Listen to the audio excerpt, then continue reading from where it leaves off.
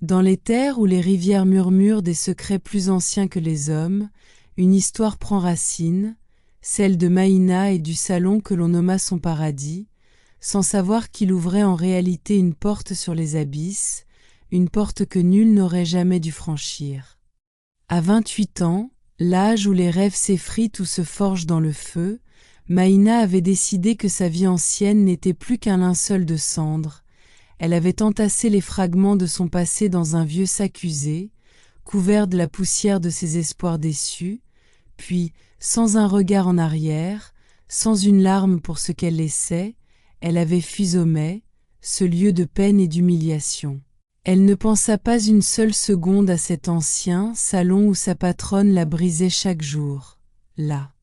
Traitant comme moins que la terre sous ses pieds, ni à cet amant qui s'était évaporé dans la nature après 4 longues années, la laissant seule face au vide, et encore moins à ses amis illusoires, dont le souvenir ne s'illuminait que pour réclamer des services gratuits. Homais, non, ce n'était pas pour elle, et jamais, au grand jamais, elle n'y remettrait les pieds, c'était la promesse solennelle qu'elle s'était faite. Le cœur gonflé d'un espoir nouveau et la tête vibrante de projets. Grandiose.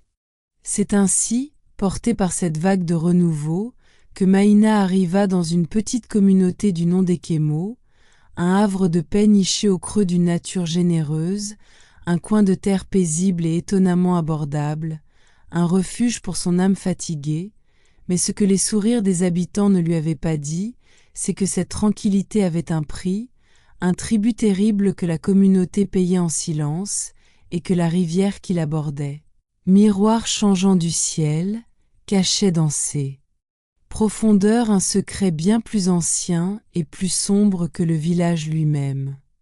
2 semaines à peine après son arrivée, le besoin de survivre la rattrapa, et Maïna se mit en quête de travail, n'importe lequel, pour amasser de quoi bâtir son rêve, son propre salon. Elle fit tout, vendant sa force et son sourire dans une boutique d'alimentation, puis offrant des douceurs d'acassa sur le bord de la route poussiéreuse, sous un soleil de plomb.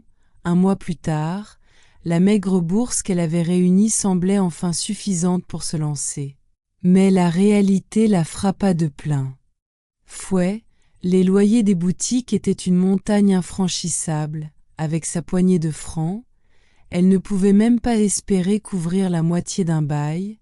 Le désespoir recommençait à poindre. Un jour, alors que le doute la rongeait, son ami Thioma lui parla d'un vieux bâtiment oublié de tous, une carcasse abandonnée juste au bord de l'eau. « Ça fait 10 ans que personne n'a osé mettre les pieds là-bas », lui avait-elle confié d'une voix basse, presque craintive. Mais pour Maïna, ces mots sonnèrent comme une délivrance, un cri de joie lui échappa. « Enfin, Dieu a entendu mes prières !» s'exclama-t-elle sans une once d'hésitation, son cœur battant la chamade. Dès le lendemain, guidée par une force nouvelle, elle se rendit sur place. En poussant la porte grinçante, son cœur s'emplit d'un espoir fou. Le lieu était vieux, décrépit, rongé par la rouille et envahi par les toiles d'araignées qui pendaient comme des fantômes au coin des murs, mais elle n'en avait cure. Elle voyait au-delà de la saleté et de l'abandon, elle voyait le futur, son futur, sans attendre. Elle retroussa ses manches et se jeta à corps perdu dans la tâche, nettoyant, grattant, réparant les fissures comme on soigne les blessures de l'âme. Après des heures d'un labeur acharné, tout brillait d'une propreté nouvelle. Le jour suivant, elle courut au marché, achetant le strict nécessaire avec ses dernières économies, et en 2 semaines à peine, le salon était prêt, un petit miracle né de sa seule volonté.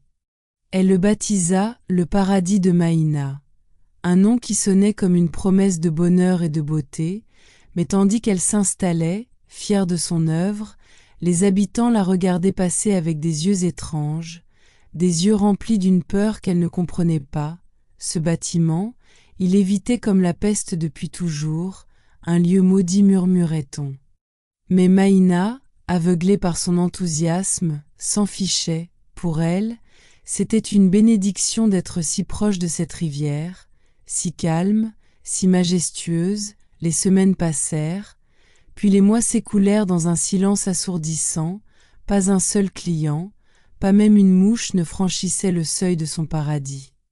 Chaque jour, Maïna s'asseyait devant son salon, le sourire aux lèvres, saluant chaque passant avec une chaleur qui restait sans réponse. Elle espérait, elle priait qu'un jour quelqu'un, une seule âme, franchisse enfin cette porte invisible. Mais rien, le vide, le silence et le murmure constant de la rivière. Qu'est-ce qui se passe? Suis-je maudite ou quoi? Pourquoi personne ne vient dans mon salon? Finit-elle par demander à Thioma, la voix brisée par le désarroi. Je crois que c'est à cause de l'endroit, ma sœur, lui répondit son ami, visiblement gêné. L'endroit, mais il est parfait, la vue sur la rivière est magnifique. Tout est paisible ici, c'est bien pour ça que j'ai sauté sur l'occasion. Je crois que j'ai fait une erreur en te parlant de cet endroit, murmura Thioma, le regard fuyant. Maïna, si tu veux mon avis, tu ferais mieux de partir d'ici, au plus vite. Mais Maïna, têtue, s'accrochait à son rêve comme à une bouée, elle croyait dur comme fer à cette rivière, à sa beauté, à sa promesse de paix, elle refusait de voir les regards lourds de reproches des villageois, elle n'écoutait aucun conseil, persuadée que sa persévérance finirait par payer. Bientôt, elle n'eut plus d'argent pour bien manger. Certains jours, elle suçait un vieux cube de bouillon pour tromper la faim qui lui tordait les entrailles, et dans les pires moments, quand la faim devenait une torture, elle trempait une poignée de gare dans l'eau froide de la rivière, cette même rivière qui semblait la narguer. Les villageois disaient qu'aucun commerce ne tenait jamais près d'elle, qu'elle portait malheur, une rivière maudite, répétait-il, mais Maïna ne croyait pas aux malédictions, elle croyait aux secondes chances. Elle croyait en elle, ou du moins, elle essaya d'y croire jusqu'à cette fameuse nuit de pluie, une nuit qui allait tout changer. Il était presque minuit, la pluie venait de cesser sa danse furieuse, laissant derrière elle un air lourd d'humidité et une obscurité profonde. C'est alors qu'elle entendit frapper à sa porte un petit bruit léger, presque irréel, comme des doigts glissant doucement sur le bois mouillé. Son cœur s'emballa, cognant violemment contre ses côtes. Personne ne venait jamais ici à une heure pareille, pas même les pêcheurs ivres qui erraient parfois le long de la berge. Elle tendit l'oreille, retenant son souffle, encore un coup, plus insistant cette fois, elle hésita, une peur glaciale la paralysant, son instinct lui hurlait d'ignorer, de se barricader, mais les coups continuèrent, rythmés, patients, inévitables. Alors, elle souffla une prière silencieuse, une supplique muette aux esprits, puis s'approcha lentement de la porte, ses pas. Étouffée par le bruit de son propre sang dans ses oreilles, elle entr'ouvrit, et là, une femme se tenait devant elle, trempée jusqu'aux os. L'eau coulait de ses longs cheveux noirs comme si elle venait tout juste de sortir des profondeurs de la rivière. Elle semblait humaine, mais quelque chose dans sa présence, dans son immobilité, dans son regard vide, n'était pas normal. Sans un mot, la femme entra, glissant à l'intérieur comme une ombre, et s'assit calmement sur une des chaises en plastique du salon. Maïna, figée sur place, la regardait, terrifiée, incapable de bouger, incapable de crier. « Bonsoir, que voulez-vous » réussit-elle à articuler, sa voix n'étant qu'un tremblement. La femme esquissa un mince sourire, un sourire qui ne toucha pas ses yeux. « Je m'appelle Dei, et je suis venue te rendre riche, j'ai entendu tes soucis, tes prières silencieuses qui troublent le sommeil de mon âme. Je ne comprends pas, vous venez d'où, et comment comptez-vous me rendre riche, vous voulez m'acheter mes perruques » balbutia Maïna, encore sous le choc, son esprit refusant de croire à cette apparition. « Le moment venu, tu sauras qui je suis, » répondit simplement la femme. Son regard fixe la transperçant. Tout ce que je veux, c'est que tu vendes mes perruques, tu pourras garder l'argent des ventes, chaque franc, mais assure-toi de les vendre, toutes. » Et sur ces mots énigmatiques, Dei se leva et quitta le salon aussi silencieusement qu'elle était entrée. Maïna, sortant de sa torpeur, courut derrière elle, mais la femme marchait déjà d'un pas surdroit vers la rivière, juste en face. L'eau sombre l'accueillit comme une vieille amie, sans une éclaboussure, et en quelques secondes, elle disparut sous la surface, engloutie par les ténèbres liquides. La seule chose que Maïna vit flotter un instant, c'étaient les longues mèches noires des cheveux de la mystérieuse femme, dansant à la surface avant d'être tirée vers le fond. Le lendemain matin, Maïna se réveilla avec un drôle de pressentiment, un mélange de peur et d'excitation. En sortant devant son salon, un grand sac en nylon noir l'attendait sur le seuil. Elle resta figée un moment, le cœur battant, puis le ramena à l'intérieur avec précaution. Ses doigts tremblaient en l'ouvrant. À l'intérieur, des perruques, des dizaines de perruques, de toutes sortes, de toutes les longueurs. Il y avait des modèles souples, d'une qualité qu'elle n'avait jamais vue, d'une perfection irréelle. Elle en resta bouche bée, le souffle coupé. « Est-ce que ce sont les perruques dont elle parlait ?» souffla-t-elle pour elle-même. Mais une autre pensée, plus angoissante, la traversa aussitôt. « Et je vais dire quoi à Thioma? Comment je vais expliquer que j'ai eu tout ça? Mon Dieu, dans quoi est-ce que je me suis embarquée ?» Alors qu'elle était encore perdue dans le tourbillon de ses pensées, quelqu'un frappa à la porte, mais ce n'était pas Dei cette fois, c'était une jeune femme, un téléphone à la main, le visage illuminé d'un grand sourire. « Bonjour, c'est bien ici qu'on fait les cheveux, j'ai vu votre salon sur une page en ligne. » Maïna cligna des yeux, abasourdie. « En ligne, mais je n'ai même pas de compte. » Elle n'eut même pas le temps de comprendre ce qu'il se passait. 2 autres femmes arrivèrent, puis 3, puis 5, à 9 heures du matin. Une file d'attente impressionnante s'était formée devant son minuscule salon, toutes des inconnues, des visages qu'elle n'avait jamais vus au village. Certaines disaient venir du village voisin, attirées par une rumeur inexplicable, d'autres expliquaient avoir quitté leur travail plus tôt, poussées par une drôle d'intuition, une envie soudaine et irrépressible de venir ici, et nulle part ailleurs. Le plus étrange, c'est que la plupart ne savaient même pas comment elles avaient entendu parler de Maïna. C'était comme si une force invisible les avait guidées jusqu'à sa porte. Maïna était déboussolée, nerveuse, mais la faim qui tiraillait son ventre et le poids écrasant de ses dettes décidèrent à sa place. Elle se mit à tresser sans attendre, ses doigts bougeant avec une dextérité qu'elle ne se connaissait pas.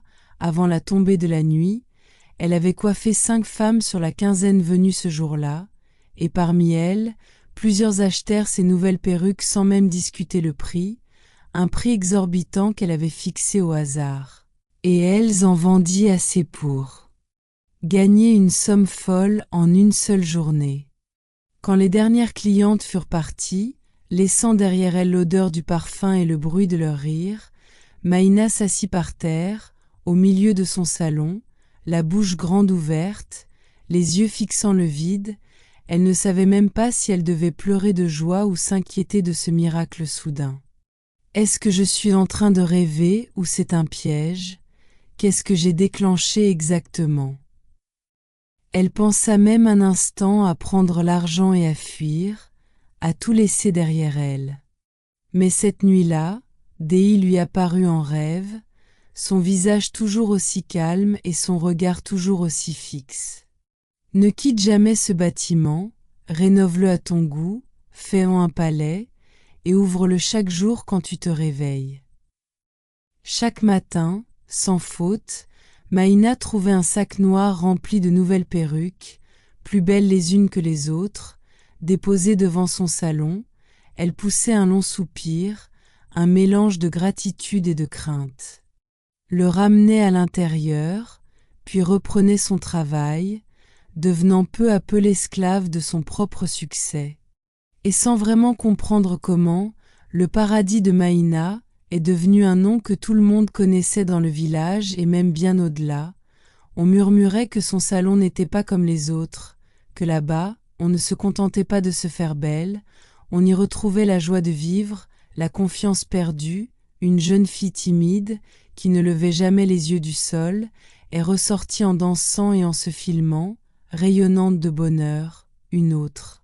Après s'être regardée longuement dans le miroir, s'est écriée, les larmes aux yeux. Je me sens belle et puissante. Le petit salon poussiéreux était devenu le lieu le plus prisé de la région, peut-être même de tout l'État, et pourtant, Maïna ne comprenait toujours pas ce qui se passait réellement, mais elle aimait ça, elle aimait le pouvoir, l'argent, la reconnaissance. Elle a rénové tout le bâtiment, achetant du matériel moderne et luxueux, elle a embauché du personnel pour l'aider, les mêmes femmes du village qui l'avaient ignorée et regardée avec mépris venaient désormais en nombre, suppliant pour un rendez-vous, certaines avec leurs enfants ou leurs amis. Maïna finit par créer une page en ligne pour son salon, et très vite, les commandes de perruques commencèrent à affluer du monde entier. Un jour, Thioma, intriguée et peut-être un peu jalouse de cette transformation fulgurante, lui a demandé comment elle avait fait. Maïna a menti, le cœur lourd. C'est mon oncle du Canada qui m'a envoyé de l'argent pour démarrer. Mais peu après, des histoires étranges, des murmures inquiétants, commencèrent à circuler. Tout a commencé avec Aïni, une mère célibataire sans emploi qui cherchait de l'aide depuis plus d'un an sans aucun succès. Elle porta l'une des perruques achetées chez Maïna à un mariage. Le lendemain, une entreprise étrangère lui envoyait un financement inespéré pour relancer un vieux projet de restauration, puis ce fut le tour d'une autre femme, Ia, qui essayait d'avoir un enfant depuis 5 ans.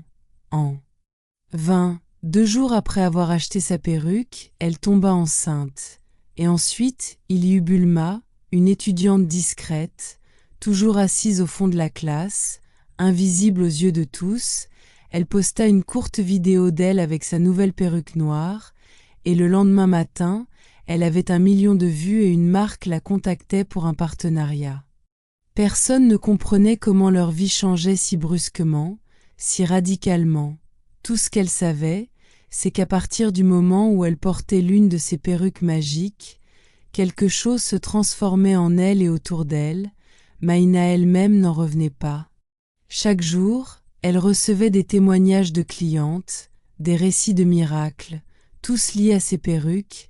Elle se disait que c'était sûrement la chance, que peut-être Dieu ne l'avait finalement pas oubliée, mais certaines nuits, dans l'appartement luxueux qu'elle avait aménagé à l'arrière du salon, allongée sur son lit de soie, les yeux grands ouverts dans l'obscurité, une question revenait la hanter, encore et encore.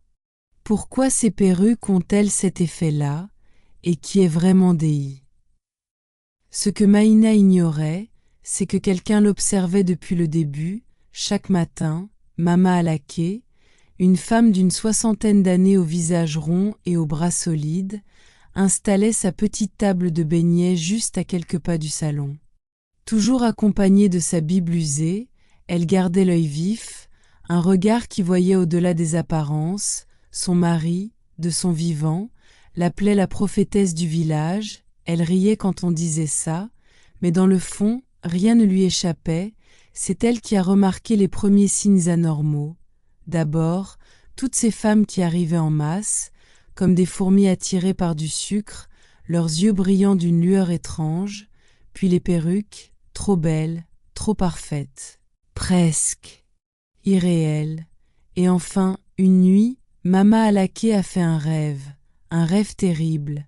Elle a vu Maïna en train de tresser des cheveux, mais dans les fauteuils, ce n'étaient pas des femmes, c'étaient des ombres, leurs yeux étaient grands ouverts et vides.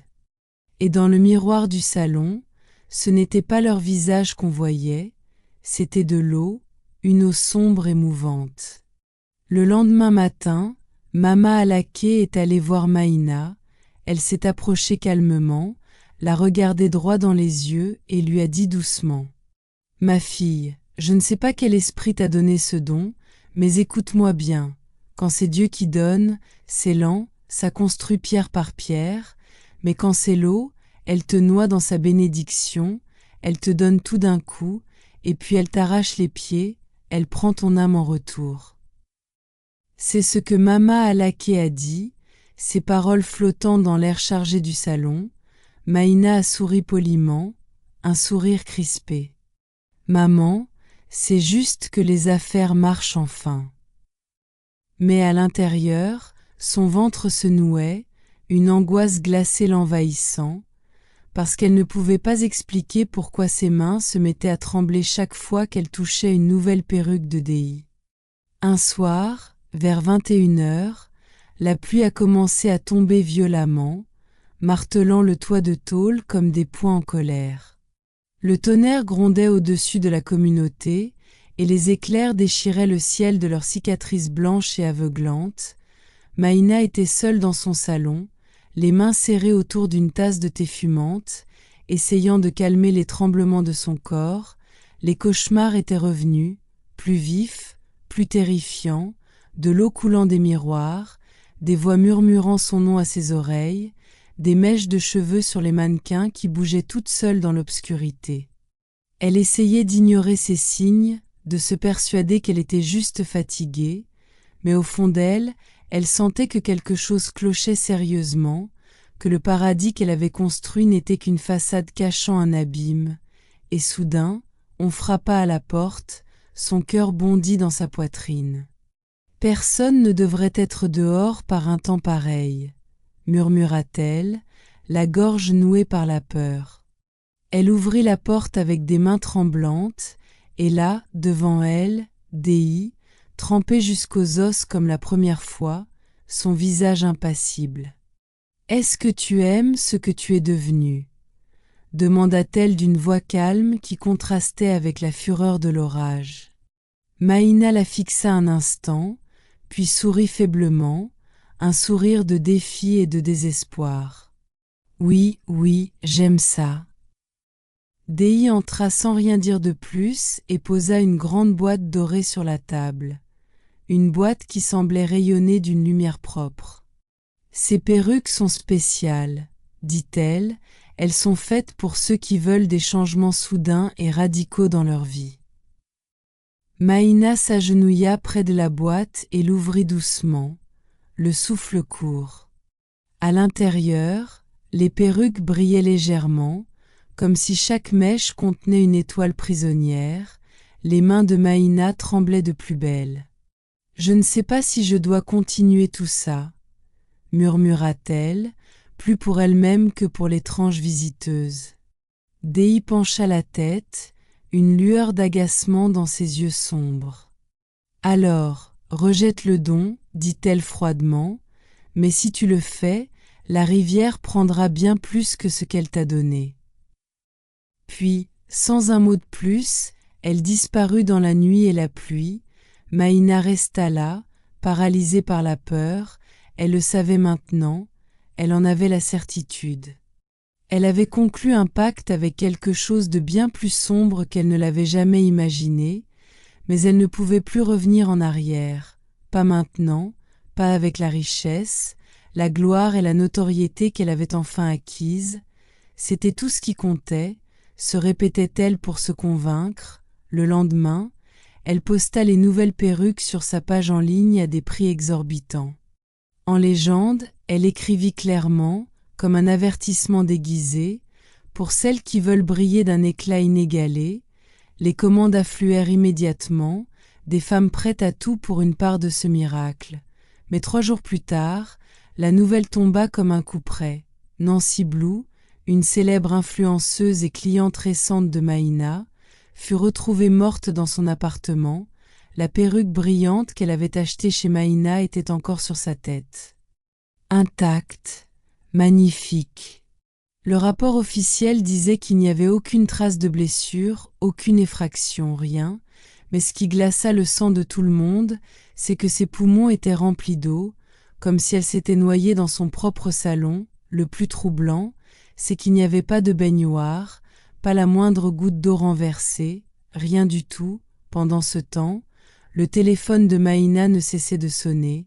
Certaines l'appelaient en pleurant, d'autres, macabres, réclamaient exactement la même perruque que Nancy avait portée. Assise dans son salon luxueux, les mains tremblantes, la respiration courte, Maïna ne savait plus quoi penser, la culpabilité la rongeant. Ce soir-là, sous une pluie battante, comme un écho de la nuit de sa rencontre avec Dei, elle attrapa la boîte dorée, courut dehors dans la nuit noire, et de toutes ses forces, la lança dans les eaux tumultueuses de la rivière. « Reprends ton bien et laisse-moi tranquille », cria-t-elle, sa voix se mêlant au bruit de l'orage. Elle a crié de peur et de rage cette nuit-là, de toutes ses forces, mais le lendemain matin, quand elle a ouvert son salon, le cœur encore lourd, la boîte dorée était là, posée bien tranquillement au milieu de sa table. Sèche, comme si de rien n'était, à ce moment-là, Maïna a compris, il n'y avait plus de retour possible. Le pacte était scellé dans les profondeurs de l'eau. De l'extérieur, elle avait tout ce qu'elle avait toujours désiré, la richesse, la notoriété, un but dans la vie. Son salon affichait complet pour des mois, des gens traversaient les régions rien que pour s'asseoir sur l'un de ses fauteuils, des marques prestigieuses lui proposaient des contrats mirobolants, les journaux voulaient l'interviewer, et sur les réseaux, les influenceuses la surnommaient la reine des cheveux. Mais à l'intérieur, dans le secret de son âme, Maïna était en train de s'effondrer, ses mains tremblaient de façon incontrôlable à chaque fois qu'elle touchait une nouvelle perruque, et ses rêves étaient devenus son pire cauchemar. Chaque nuit, elle voyait des femmes sans visage, assises au fond de la rivière, en train de coiffer leurs longs cheveux mouillés avec des peignes faits en os humain. Elle chantait dans une langue ancienne et gutturale qu'elle ne comprenait pas, mais au réveil, les mots maudits résonnaient encore dans sa tête. Parfois, elle rêvait que la rivière sortait de son lit, engloutissant son salon lentement, et que tout, les chaises, les miroirs et elle-même, étaient tirés inexorablement vers le fond. Dans tout ça, elle ne savait même plus quoi ressentir. Parfois, elle se disait qu'elle avait enfin réussi, qu'elle était puissante. D'autres fois, elle regrettait amèrement d'avoir ouvert cette maudite porte ce soir-là, puis, un matin calme, alors que le soleil se levait à peine. Dei est revenue, mais cette fois, elle tenait une boîte en argent, bien plus petite et plus sobre. À l'intérieur, une seule et unique perruque, d'un noir plus profond que la nuit. Sur cette perruque, un petit mot était plié. « Cette perruque est pour toi seul. Toi seul peux la porter. » Maïna a fixé la perruque pendant de longues minutes, fascinée et terrifiée à la fois, puis lentement, comme dans un état second, elle l'a posée sur sa tête. Dès que les mèches ont touché son cuir chevelu, tout son corps s'est figé, une décharge glaciale le parcourant, ses yeux se sont révulsés en arrière. Son esprit s'est fendu comme une fenêtre frappée par la foudre dans une tempête, et là, elle a eu une vision claire et terrifiante du passé. Elle a vu des jeunes filles crier, se faire tirer de force vers la rivière par les habitants de leur propre village, puis elle a vu la communauté d'Ekemawata, telle qu'elle était il y a très longtemps, vivant dans une paix totale, une harmonie presque surnaturelle. Mais cette paix n'était pas gratuite, elle avait été achetée au prix du sang.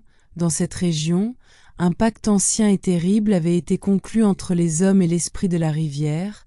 Personne n'en parlait en public, mais tout le monde le respectait en silence. Par peur, chaque année, la rivière exigeait son dû, 12 vierges, 12 jeunes filles à offrir en échange de la prospérité, de la tranquillité et d'une richesse hors du commun. À cette époque, on disait que la pauvreté n'existait pas à Ekema. Soit on était moyen, soit on était très riche, il n'y avait pas de pauvres, et donc, chaque année, des mères préparaient leurs propres filles pour le rituel, le cœur brisé mais le visage impassible. Ce n'était jamais un choix facile, mais la peur de la colère de la rivière les faisait obéir. Certaines tentaient de cacher leurs filles, d'autres les envoyaient dans des villages éloignés, espérant que la rivière les oublierait, mais les filles d'Ekema ne pouvaient pas être cachées, où qu'elles aillent, la rivière finissait toujours par les retrouver. Le jour de la cérémonie, les jeunes filles se faisaient raser la tête, un signe de leur sacrifice. Elles s'habillaient de pagnes blancs immaculés, portaient sur la tête des plateaux remplis de leurs propres cheveux coupés, et marchaient en une procession silencieuse et funèbre jusqu'au bord de l'eau. Vers minuit, une femme effrayante, la gardienne du pacte, sortait de la rivière, une créature au regard démoniaque, et traînait les filles avec elle dans les profondeurs. Elles criaient, elles suppliaient, mais leur sort était déjà scellé, on ne les revoyait plus jamais. Personne ne savait si elles étaient mortes ou vivantes, le silence et l'oubli les engloutissaient. Leur mère les regardait partir, pleurant en silence, leur douleur cachée derrière un masque de soumission. Certaines priaient les dieux de ne jamais leur donner de filles, tellement la douleur était insupportable. Pendant que les femmes pleuraient leurs enfants, les hommes, eux, se réjouissaient, car ce sacrifice leur promettait plus de richesses, plus de contrats étrangers, plus d'abondance pour toute la communauté. La communauté a continué d'obéir à cette tradition cruelle, année après année, jusqu'au jour où une église est venue s'installer dans leur village, apportant avec elle une nouvelle foi, une nouvelle lumière. Tout a commencé avec quelques mères courageuses qui ont refusé avec force de livrer leurs filles à la rivière. Grâce aux campagnes d'évangélisation, ces mères ont trouvé la foi et le courage de se battre pour délivrer leur village de ce culte obscur. Le jour du sacrifice, ces femmes ont emmené leurs filles à l'église, un lieu saint dans lequel elles avaient foi pour les protéger, et grâce à de nombreuses prières ferventes, elles ont réussi à tenir tête à l'ancienne malédiction. Peu à peu, les filles n'étaient plus conduites au bord de la rivière, mais sur les bancs de l'école, pour apprendre, pour rêver, pour devenir utiles à la communauté. Avec le temps, les hommes aussi ont rejoint la révolte contre ce rituel sanglant, et ainsi, le pacte entre la rivière et le village d'Ekema fut brisé, mais la rivière n'oublie jamais, plus personne n'osait s'approcher de l'eau, on disait que ceux qui y allaient n'en revenaient jamais. 2 ans après la rupture du pacte, une fillette de 8 ans, la petite Inéia, a disparu.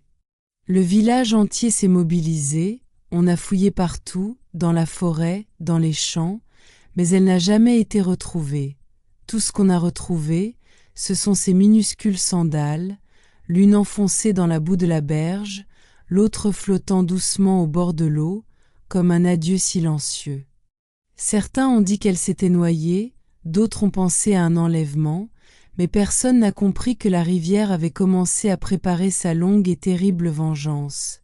Soudain, Maïna revint à elle, toujours assise dans son salon de coiffure, la perruque sur sa tête avait disparu, et toute la vision qu'elle venait d'avoir lui revint en mémoire, claire comme du cristal.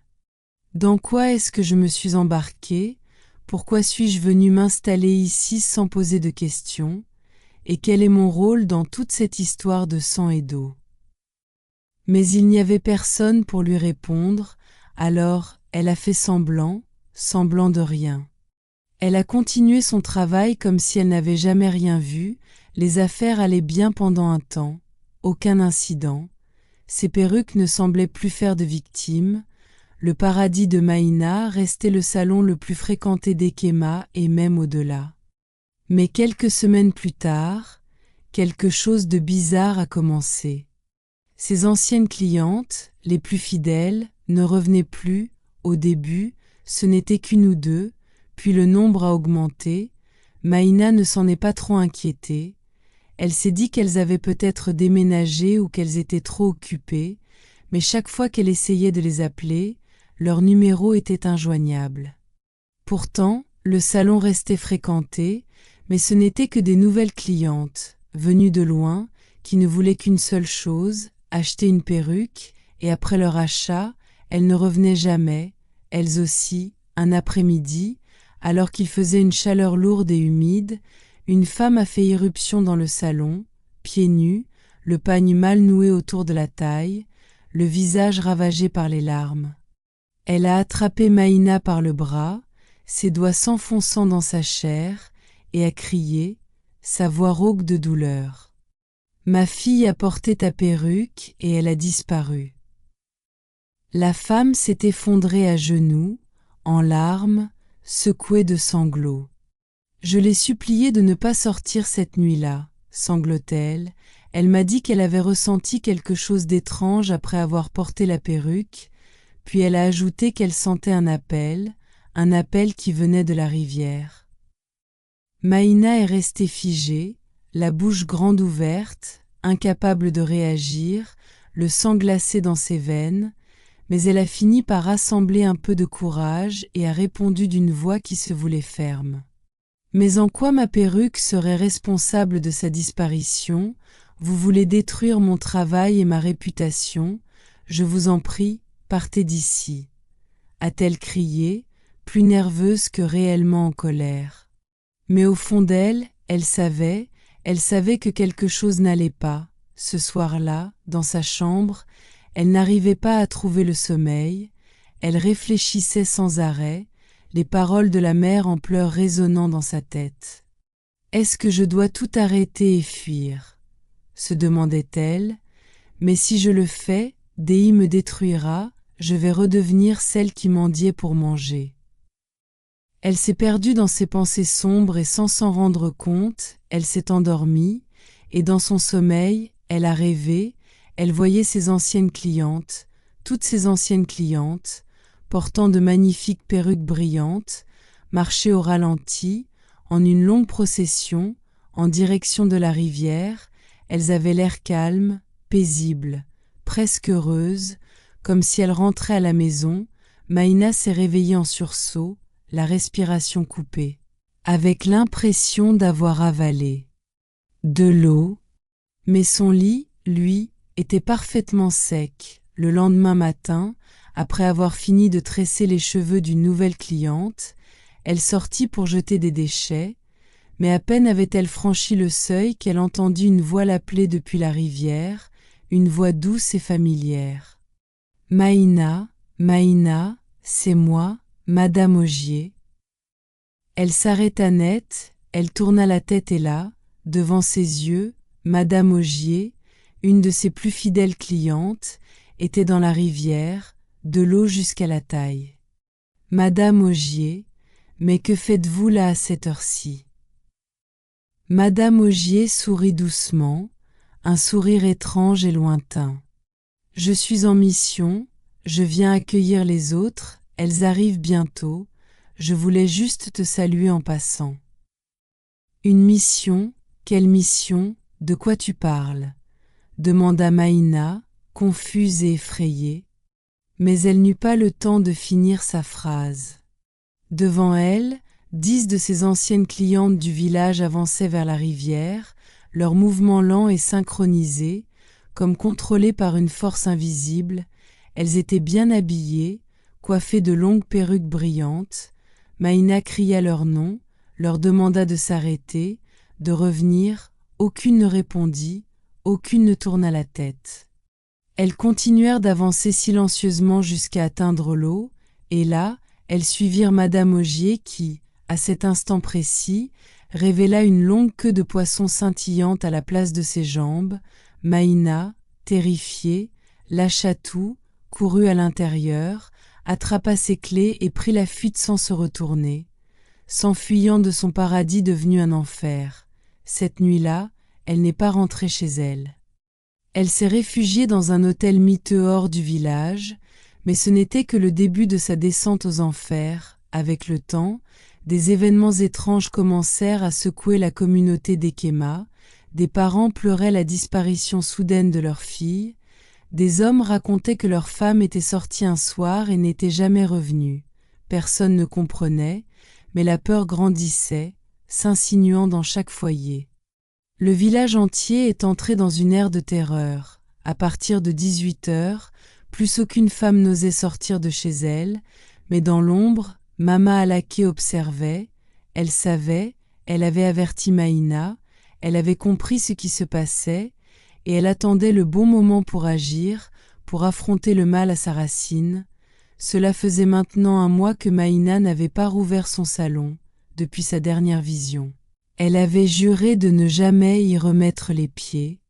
Mais ce jour-là, elle devait récupérer quelques affaires importantes. Elle y retourna, la peur au ventre, vers 18 heures, alors qu'elle s'apprêtait à fermer la boutique pour la dernière fois. Le ciel s'assombrit brusquement et elle sentit une présence glaciale derrière elle, mais ce qu'elle vit dans le reflet du miroir fit sécher la salive dans sa bouche. Ce n'était pas Dei, c'était la reine des eaux elle-même, la source de tout le mal. Mi-femme, mi-sirène, sa peau brillait comme du verre mouillé et ses yeux avaient la profondeur d'un océan sans fond. Sans dire un mot, la créature la saisit par la main, sa poigne glacée lui brûlant la peau, et l'entraîna sans effort vers la rivière. Quand Maïna rouvrit les yeux, elle était sous l'eau, mais elle respirait, et elle n'avait plus l'air normal. Elle était devenue à moitié humaine, à moitié sirène, autour d'elle, des femmes à la tête rasée. Les esclaves de la reine étaient assises. En cercle, certaines lui étaient familières, et Dei était là aussi, la regardant avec ses yeux vides. Avant qu'elle ne comprenne ce qu'il se passait, la reine mère des eaux apparut devant elle, majestueuse et terrifiante. « Bien joué ma fille, tu as bien servi, tu m'as été fidèle, et pour cela tu seras récompensée. » La reine mère lui tendit un grand sac en nylon, identique à ceux qu'elle trouvait chaque matin, et ajouta « Voici des perruques spéciales, faites avec les cheveux de mes sujets sacrifiés. Tu vas retourner là-bas et distribuer ces perruques à toutes les femmes d'Ekema, déclara la reine-mère, sa voix glaciale résonnant dans les profondeurs de l'eau. Une fois cette tâche accomplie, toutes les femmes de cette communauté seront à moi, elles deviendront mes servantes pour l'éternité. Quant aux hommes, ils souffriront jusqu'à ce qu'ils rampent à mes pieds pour me supplier. J'ai béni ce peuple d'une richesse que même les humains ne peuvent imaginer. Et ils m'ont tourné le dos, ils ont brisé le pacte. Je ne connaîtrai pas le repos tant que je n'aurai pas repris le contrôle total de cette terre. Maintenant, va et obéis. » Maïna, les mains tremblantes, prit le sac en nylon rempli des perruques maudites et remonta à la surface. Sa queue de poisson disparaissant au contact de l'air, le lendemain, alors qu'elle s'apprêtait, résignée, à accomplir sa terrible mission, Mama Alaké lui barra le chemin, son regard brûlant d'une juste colère. « Mon enfant, pourquoi as-tu décidé de devenir l'instrument du diable ? Que vas-tu vraiment gagner à sacrifier toutes les femmes de cette communauté ?» Maïna la regarda, choquée. « Mais comment savez-vous ce que je comptais faire ? » « Je vois au-delà du visible, » répondit Mama Alaké. « Depuis que ton salon a commencé à attirer les foules, je t'observe et je prie, donne-moi ces perruques, aujourd'hui, nous allons en finir avec cette malédiction, suis-moi. » Elles se rendirent chez Mama Alaké, une petite case humble mais remplie de foi. Elle sortit les perruques, tenta de les brûler, mais rien ne se produisit. À chaque fois qu'elle allumait une allumette, la flamme s'éteignait aussitôt, comme soufflée par une force invisible. Elle comprit alors que le feu ordinaire ne pouvait rien contre cette magie noire. Elle alla chercher de l'huile d'onction, en versa généreusement sur les perruques et commença à prier avec une force et une ferveur incroyables. Elle pria pendant plus de 10 minutes, son corps entier vibrant de sa foi, jusqu'à ce que soudain, les perruques prennent feu d'elles-mêmes, dans une flamme verte et crépitante.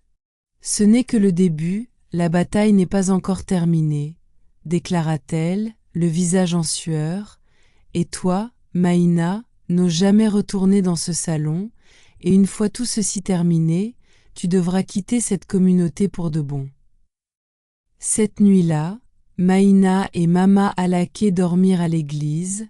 sous la protection de Dieu.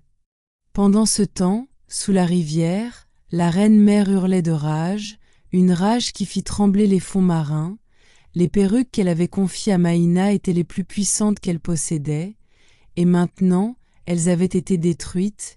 Elle décida donc de se charger elle-même de la vengeance. Le lendemain matin, la rumeur se répandit comme une traînée de poudre dans tout Ekema. Des êtres étranges, des ombres aquatiques, avaient été vus près de la rivière, tout près de l'ancien salon de Maïna.